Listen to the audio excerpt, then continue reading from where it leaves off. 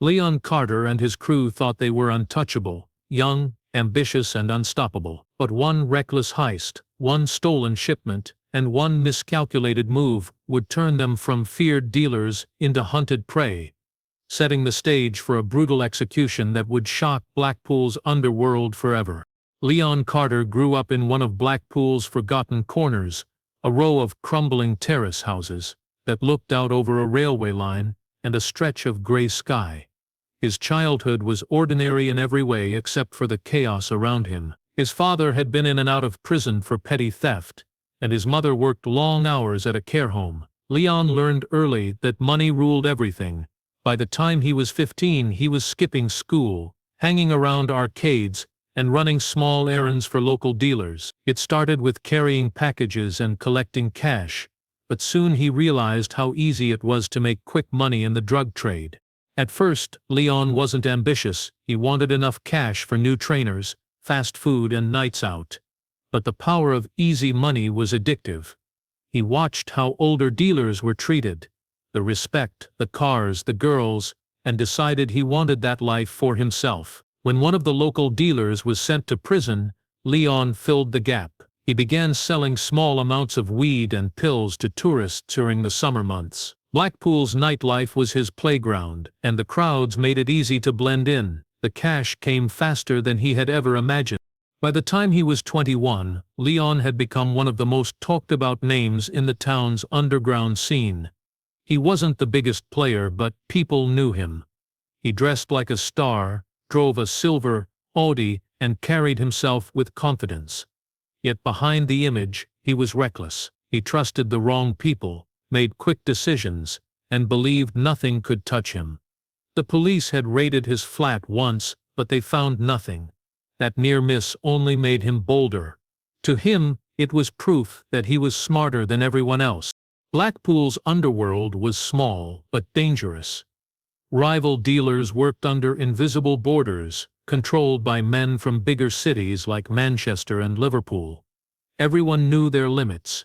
But Leon didn't care about the rule. He was convinced that he could rise higher than anyone from his town had before. He began sourcing drugs directly from contacts in Manchester, cutting out middlemen, and doubling his profits. It was risky, but it made him feel unstoppable. He started to develop a taste for danger, showing off expensive watches, throwing parties at rented apartments, and bragging about deals he should have kept secret. Older criminals warned him to keep a low profile, but Leon wasn't interested in caution. He saw fear in others as weakness. The more he pushed boundaries, the more his ego grew. Still, beneath his confidence, there was a growing sense of restlessness. The money, cars and attention no longer felt enough. He wanted something bigger, a chance to make a name beyond Blackpool. The small-time deals and weekend profits no longer satisfied him. He wanted a score that would set him apart from everyone else. That hunger for more would soon lead him to make a fatal decision, one that would turn him from a bold young dealer into a marked man. Leon's desire for more money and power began turning into obsession. The nightlife scene that once made him rich now felt small, almost boring. Every night looked the same: quick deals behind bars, fake smiles from people who owed him money, and endless whispers about bigger operations in Manchester and Liverpool. He craved something that would prove he was more than just a seaside dealer. That's when he heard a story that would change his life forever. One night, while sitting in a dimly lit pub near the seafront, Leon overheard two men talking about a warehouse just outside town. It wasn't just any storage place. It supposedly held a shipment of cocaine belonging to a Manchester gang known for their ruthlessness. The drugs were said to be worth hundreds of thousands of pounds, kept there temporarily before being moved south. Leon's ears burned at the sound of the amount: £500,000 worth of cocaine sitting unguarded in a warehouse. It sounded too good to be true, yet too tempting to ignore.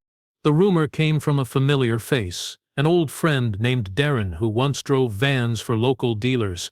Darren told Leon that he had helped deliver packages to that same warehouse a few weeks earlier. He described how the gang used the place to store drugs overnight, before moving them across the region. There were no guards, just a coded padlock and CCTV cameras that were rarely checked. Leon's instincts should have told him it was dangerous, but all he could think about was the money. He spent the next week gathering information, watching the site from a distance, and timing every movement. The warehouse was in an industrial area near Preston, surrounded by empty lots and disused buildings. Few people ever went there at night. The plan began forming in his head: quick entry, clean exit, and no violence. He would take what he could carry, sell it quietly through his contacts, and vanish before anyone even noticed. To him it wasn't theft, it was business. Leon shared the idea with a few trusted men from his crew. They were hesitant at first. Everyone in Blackpool knew the Manchester gangs were not the kind of people you crossed. Their reputation stretched far beyond the coast. Stories of disappearances, revenge killings, and drug wars that ended with bodies in canals. But Leon dismissed their fears. He believed he was smarter than them all, careful enough to get in and out without leaving a trace.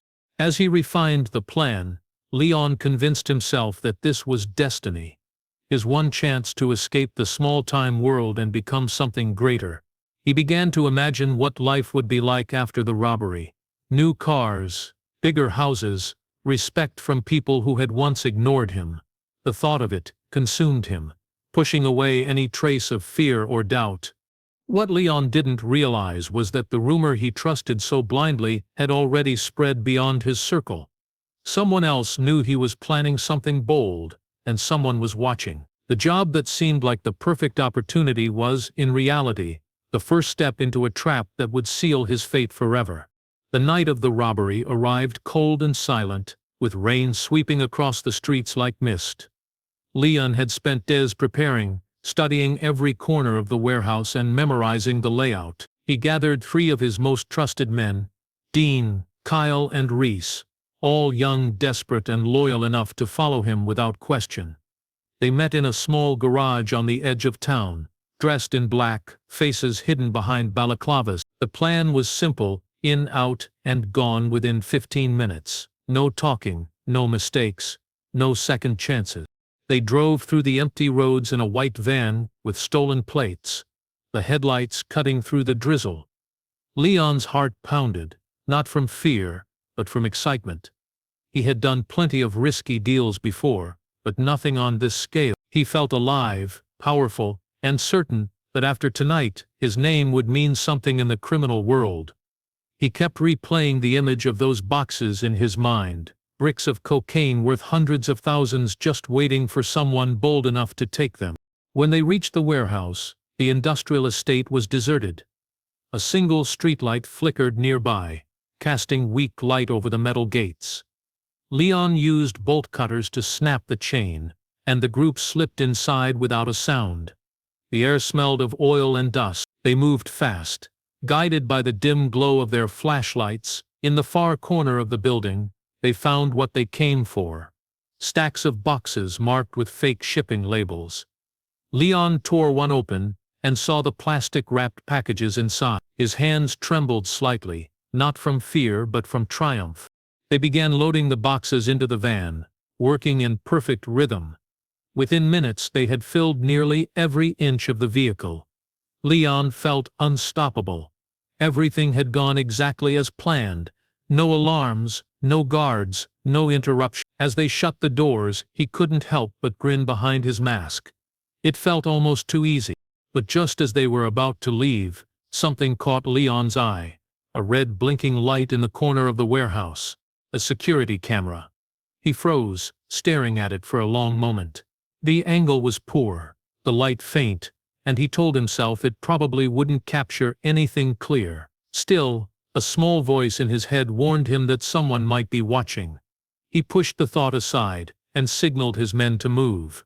The van rolled out of the gates and disappeared into the dark. By sunrise, Leon had already split the stash into separate hiding spots. He kept his share locked inside a storage unit near the Blackpool promenade, right under everyone's noses. The rest was divided among his crew, with strict orders to stay quiet until the heat died down. He burned the gloves, wiped the van clean, and believed he had erased every trace of evidence. As he sat in his flat that morning, watching the sunlight creep through the blinds, Leon felt like a king. He had robbed one of the most feared gangs in the North and gotten away without a scratch. He didn't know it yet, but the red light in that warehouse had seen more than he realized, and his victory was already beginning to unravel. By the next morning, word of the robbery had already reached Manchester. The warehouse manager found the gates open, the chain cut, and the shipment gone. He made one phone call, and within an hour the place was crawling with men who didn't wear uniforms but carried weapons. The gang's leader, a man known only as Kane, arrived later that day. Cold, silent, and feared by everyone around him, Kane surveyed the empty space with a calm that was more terrifying than anger. He didn't shout or threaten, he simply told his men to find whoever was responsible, no matter how long it took. The investigation began with brutal efficiency. The Manchester crew had connections in every part of the Northwest, dealers, drivers, and street informants. They started by interrogating anyone who had access to the warehouse. The first to vanish was a night guard who claimed he'd been off duty. Then a courier was found beaten so badly he could barely speak. Fear spread fast across the network. Everyone knew Kane's way of handling betrayal, slow and public. Within 48 hours, one of the couriers cracked and gave up a name, a man from Blackpool called Darren, who had talked too much about the shipment. Darren was dragged from his flat in the middle of the night. By the next morning, he had told them everything. The van, the timing, and the man behind the plan. Leon Carter. The story spread through the underworld like wildfire. Leon's name, once whispered with respect in Blackpool, was now spoken with dread. The Manchester gang didn't just want their drugs back. They wanted to make an example. Back in Blackpool, Leon had no idea that his name was already circulating in places where it shouldn't be. He was enjoying his winnings, celebrating quietly with his crew and planning how to move the stash in smaller portions to avoid attention. He noticed a few strange faces hanging around town, unfamiliar cars parked outside bars, people asking quiet questions, but he brushed it off. He believed he had covered his tracks, unaware that Kane's men were already tracing his movements. Within a week, everything began to fall apart. Dean, one of Leon's crew, was caught by the gang while trying to sell a few kilos in Preston. He never made it home. 2 days later, Kyle disappeared after leaving a nightclub. Leon tried to call both of them, but their phones went dead. That's when the first warning arrived, a single bullet left on the hood of his car outside his apartment. It was subtle but clear, they were coming for him. Panic began to set in. Leon moved between different hideouts, sleeping in cheap hotels and staying off the streets. His confidence was replaced by paranoia. Every time he heard footsteps or saw a shadow, he expected it to be the end. He tried calling in favors, but no one wanted to help. The same dealers who once respected him now avoided him completely. Kane's men had made it known that anyone helping Leon would pay the same price. The police heard whispers too, but no one would talk. People in Blackpool had learned that silence was safer than justice. The gang's reputation was built on fear, and their reach extended far beyond the city limits. Leon finally realized the scale of his mistake. He hadn't just stolen drugs. He had stolen from a man who ruled his world through violence and fear, and once Kane set his sights on someone, there was never any escape. Blackpool, once a place where Leon felt untouchable, had suddenly become a city filled with shadows. Word of Kane's pursuit had spread quickly, and the fear it generated was palpable. Leon noticed that people who once laughed at his jokes now avoided eye contact, slipping past him in the street without a word. Friends who had celebrated his successes now kept their distance, unwilling to risk the wrath of a gang that had already claimed his associates. The streets he once ruled with confidence suddenly felt foreign, hostile, and suffocating. Leon tried to keep a low profile, moving from one cheap hotel to another, changing his appearance as much as possible. He dyed his hair, grew a short beard, and wore clothing that wouldn't attract attention. But even with these precautions, he could feel eyes on him constantly. Every unfamiliar car parked nearby, every shadow moving past a doorway made his heart race. He began checking mirrors on the street, peeking through windows, and avoiding his usual haunts. His paranoia became all-consuming. Despite his fear, Leon couldn't resist the temptation of the money he had stolen. He had grown used to luxury. The fast cars, the flashy jewelry, and nights filled with excess. One evening he drove into town in his new BMW, the stolen money burning a hole in his pocket. At a nightclub near the promenade, he flaunted the cash, laughing and drinking with a few old friends who had not yet turned against him. That single night of arrogance was enough for Kane's network to pinpoint his location. 2 days later, a grim message arrived for Leon's crew, a warning shot through a car window near one of the docks, and bodies discovered in grisly fashion. One of his associates, Dean, was found inside a burned-out car, the charred remains barely recognizable. Another, Kyle, was floating in the canal, bound and lifeless.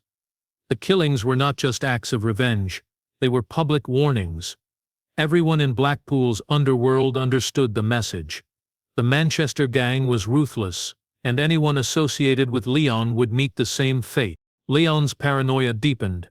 He abandoned his flat and began moving between friends' homes and abandoned warehouses, never staying in one place for more than a night. The constant fear started to wear on him. Sleep became impossible, and he would often sit in a dark corner, counting money and obsessively checking his surroundings. Every sound, every knock on a door could mean death. The very city he had once dominated now seemed like a cage, each alleyway a potential trap. Attempts to reach his former allies proved futile. People he had once trusted refused to answer calls or meet in secret. Leon realized that the network of loyalty he had built over years had evaporated in a matter of days. Fear had replaced friendship. Even casual acquaintances would no longer provide shelter or assistance. He was alone. By now, Leon understood that Kane's gang was watching him, tracking every movement. Every day was a careful calculation: when to leave a building, which streets to take, where to hide the cash. But no matter how careful he was, Leon knew deep down that he had made a fatal mistake. His past decisions, fueled by greed and arrogance, had set in motion a chain of events that he could no longer control. The Blackpool streets that once promised freedom and wealth had become a prison from which there was no escape. By the time Leon received the message that would seal his fate, he was already running on nerves and exhaustion. Days and nights had blurred into one long stretch of fear. He had been moving constantly, changing hotels, and avoiding the streets he once knew. His paranoia had grown into a full-blown obsession, each shadow or unfamiliar noise sending him into a panic. When the message arrived on his phone, it seemed like a lifeline, an opportunity to cash in part of the stash, and perhaps regain some control over his crumbling world. The text came from someone claiming to be a buyer from Liverpool, offering double the street price for the drugs. Leon didn't hesitate. Desperation and greed overpowered any lingering caution. He spent the next few hours organizing a small portion of the stolen stash, securing it in a nondescript bag, and preparing to meet the supposed buyer. He arranged a meeting in an abandoned car park near the M55, far enough from the center of Blackpool that he thought he would remain unnoticed. He drove there in a borrowed car, keeping the windows tinted and the doors locked. Every instinct that had once made him feel untouchable now screamed warnings, but he ignored them. When he arrived, the car park was silent and empty, save for 2 black SUVs parked at the far end. The night was thick with fog, and the dim streetlights barely illuminated the cracked asphalt. Leon's heart raced as he stepped out, clutching the bag of cocaine like a lifeline. The emptiness of the lot seemed almost too perfect, but he told himself it was just caution from the buyer. He approached the SUVs, expecting to see men negotiating, counting cash, and making quick deals. Instead, the silence was absolute. Before he could react, masked figures emerged from the shadows. They moved quickly, precise, and without hesitation. Leon's bodyguards tried to intervene, but they were outnumbered and overpowered within seconds. There was no shouting, no struggle, just swift, mechanical efficiency. Leon was grabbed, his bag taken, and he was forced into one of the SUVs.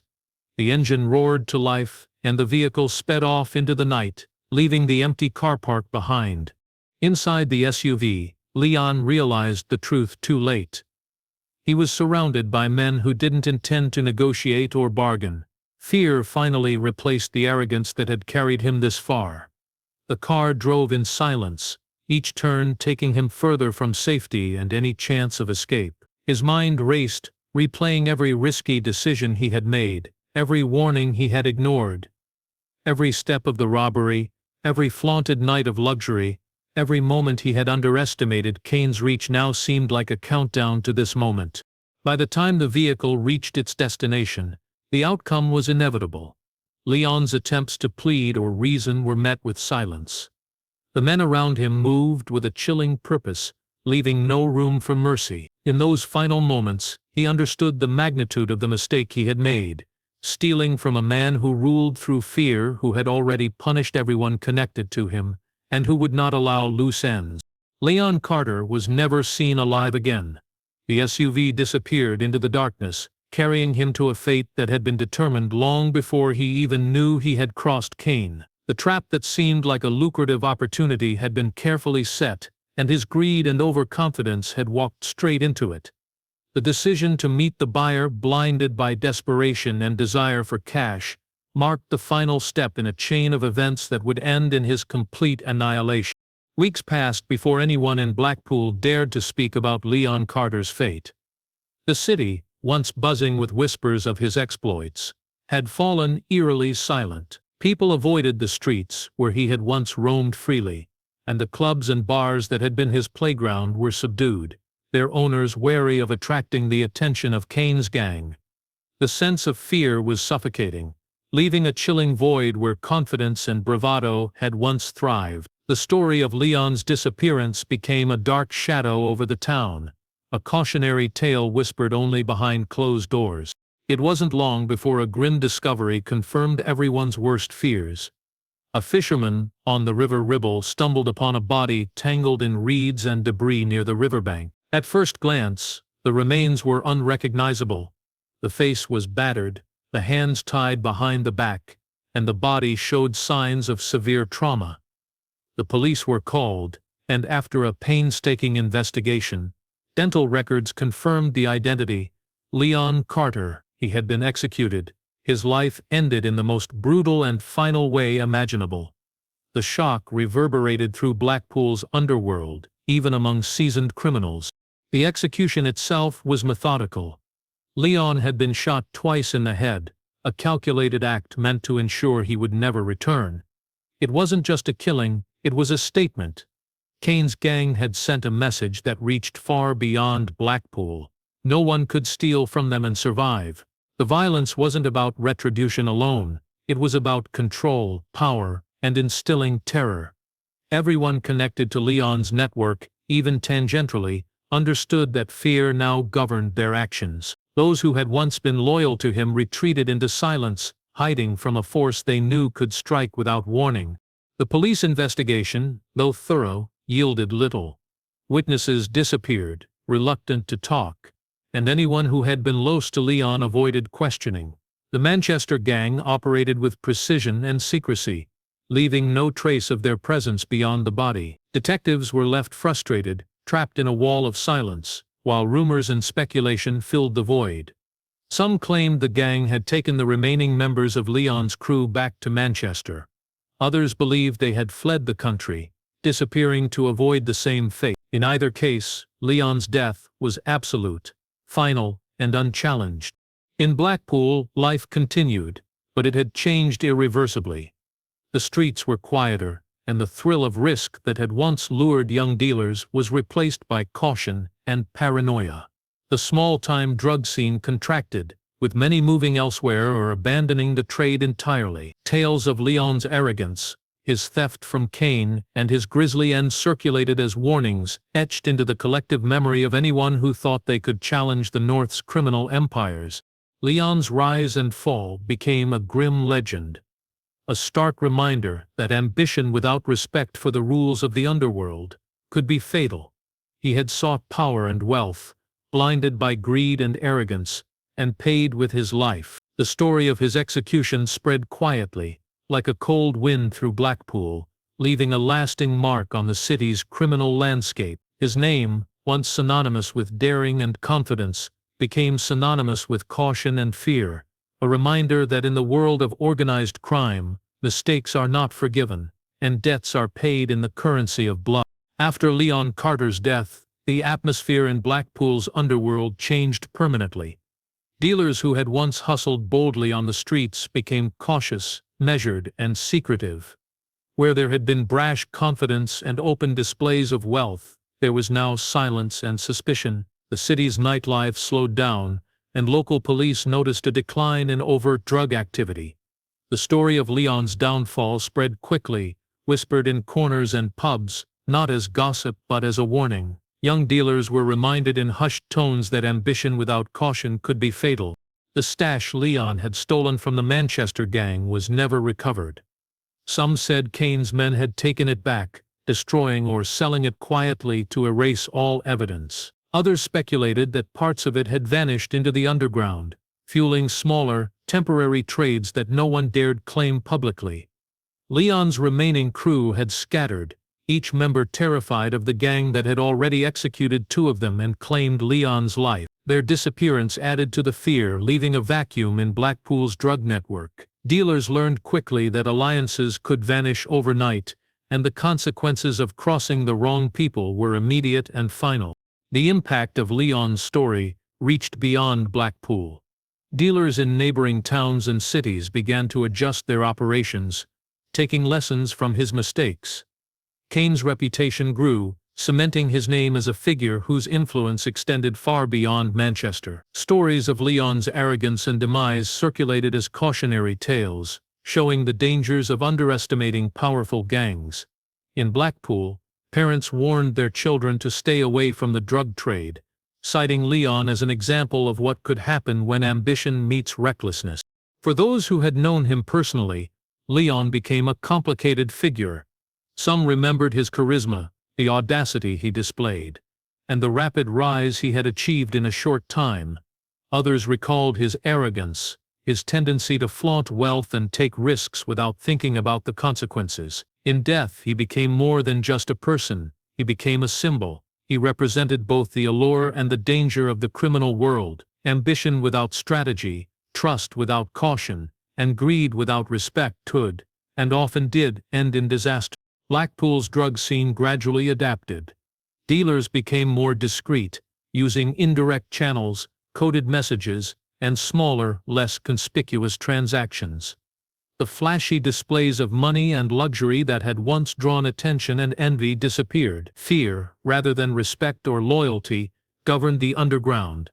The lessons from Leon's story were clear: no one was untouchable, and mistakes could be fatal.